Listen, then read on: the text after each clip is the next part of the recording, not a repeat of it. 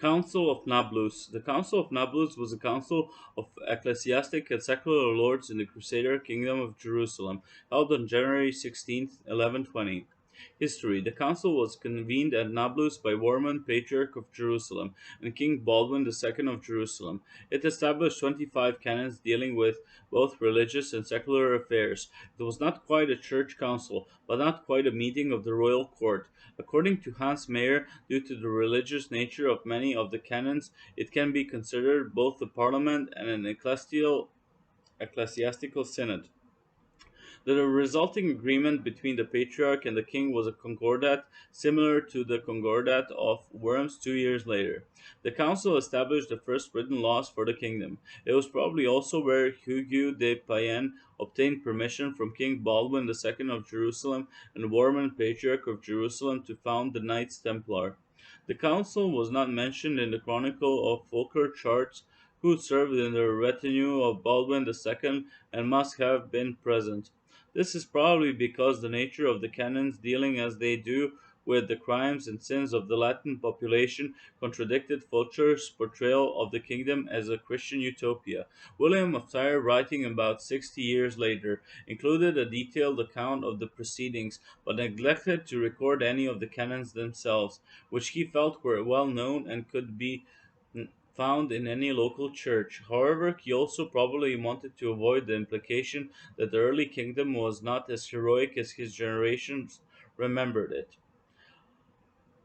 Although the canons may have been well known in William's time, the only one copy located in a church in Sidon seemed to survive the Muslim reconquest of the kingdom. This copy made its way to Europe, where it was in the papal library at Avignon by 1330. It is now located in the Vatican Library, MS Vat Lat 1345. A copy was edited in the Sacrorum Conciliorum Nova et Amplissima Collectio of Giovanni Domenzio Mansi in the 18th century, and more recently a new edition has been published by Benjamin Z. Kedar in Speculum, Volume 74, 1999. Kedar argues that the canons are largely derived from the Byzantine Ekloga, promulgated by Leo III and Constantine V in 741. Kedar believes that the canons were put into practice in the 12th century, although Marwan Nader disagrees, since they were not included in the Livre des Assistés de la Cour des Bourgeois and other Assises of Jerusalem, which were written in the 13th century. Content. The canons begin with the reasons for calling the council.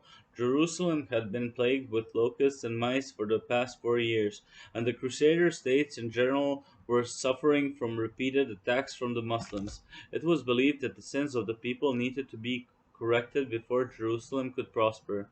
Canons 1 to 3 deal with tithes to the church. Canon first is a promise by King Baldwin to surrender the appropriate tithes to the patriarch, namely those from his own royal estates in Jerusalem, Nablus, and Acre. In Canon 2, Baldwin seeks forgiveness for the tithes he had previously withheld, and Warman absolves him of this sin in Canon 3.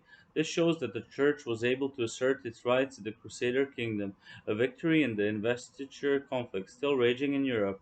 Canons 4 to 7 deal with adultery. Canon 4 outlines punishments for a man who is suspected of committing adultery with the wife of another man.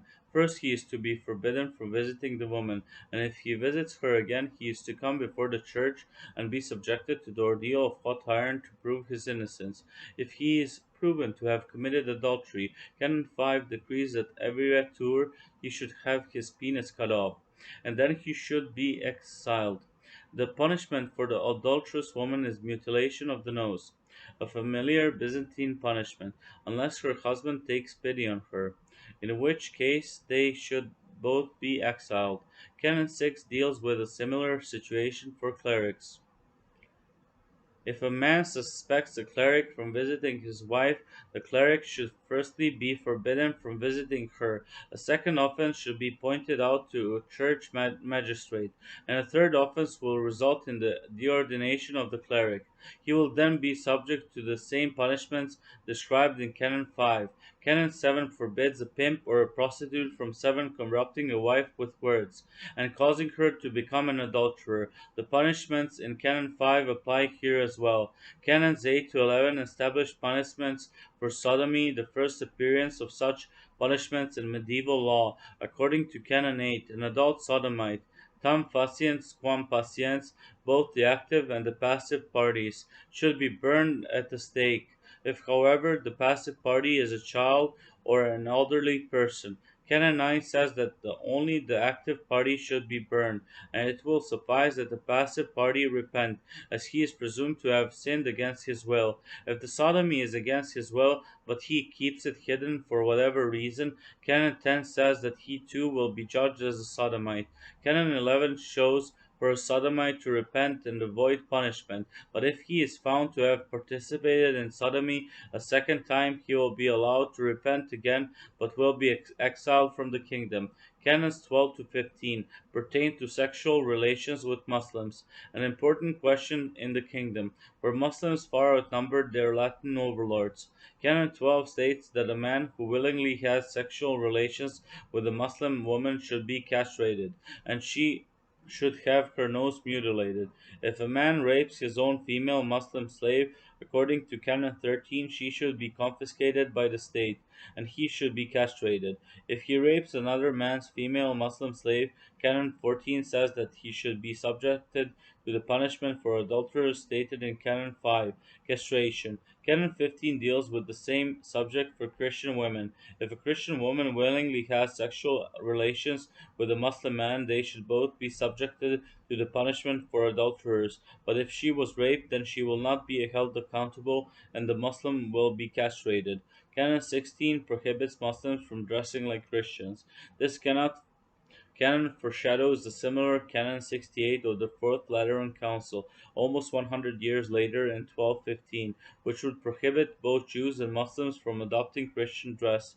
Similar laws were promulgated in Spain where Christian Jews and Muslims similarly intermingled. Canons 17-19 deal with bigamy, another important subject as many crusaders had abandoned their families in Europe. If a man takes a second wife, he should do a penance until the first Sunday of Lent. But if he hides his crime and is discovered, his property should be confiscated and he should be exiled. Canon 18 allows for bigamy to go unpunished if a man or woman unknowingly marries someone who is already married, as long as they can prove their ignorance. If a man has taken a second wife and wishes to divorce her, Canon 19 states that he must prove that he is already married, either by the ordeal of hot iron or by bringing witnesses to swear for him. Canons 20 to 21 deal with clerics. Canon 20 says a cleric should not be held guilty if he takes up arms in self defense, but he cannot take up arms for any other reason, nor can he act like a knight. This was an important concern for the Crusader states.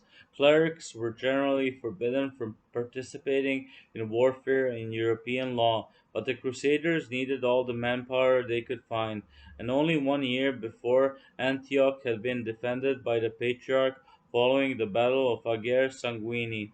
One of the calamities referred to in the introduction to the Canons, Canon 21 says that a monk or canon regular who apostatizes should either return to his order or go into exile. Canon 22 simply forbids false accusations. Canons 23-25 pertain to theft. Canon 23 says that anyone convicted of stealing property worth more than one bezant should have either a hand or foot cut off, or an eye removed. If the property was worth less than one bezant, he should be branded on the face and publicly whipped. The stolen goods should be returned, but if they are no longer in the thief's possession, the thief himself becomes the property of his victim. If the thief is caught stealing again, he should either have his other hand, foot, or eye removed, or he should be killed. If the thief was underage, Canon 24 says he should be kept in custody and then sent to the royal court, but no further punishment is outlined. Canon 25 states that these punishments also do not apply to the barons, who should be subject only to the judgment of the royal court.